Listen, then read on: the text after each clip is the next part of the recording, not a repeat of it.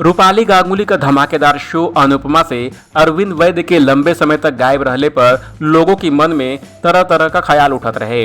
दर्शक लोग ई मानत रहे कि अचानक ही उ अनुपमा के अलविदा कह देले बाना।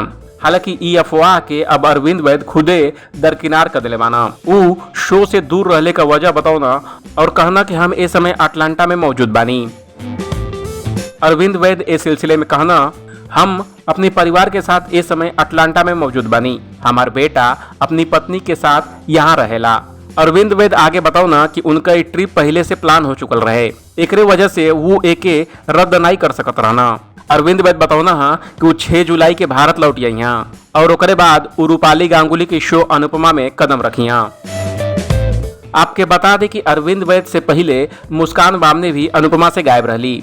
उ कोनो वेब सीरीज में बहुत बिजी रहली, जेकरे वजह से उ अनुपमा से कुछ दिनों को ब्रेक ले रहली। उनकरी गायब भइले से उनकर फैंस काफी चिंतित हो गए रहना। साथ ही उस समय मेकर से डिमांड करते रहना कि जल्द ही पाखी के वापस लावल जा। अरविंद वैद्य के इस स्टेटमेंट पर आपका क्या कहे के बा हमके कमेंट करके बताई। बाकी अपडेट के लिए देखत रही एबीपी भोजपुरिया।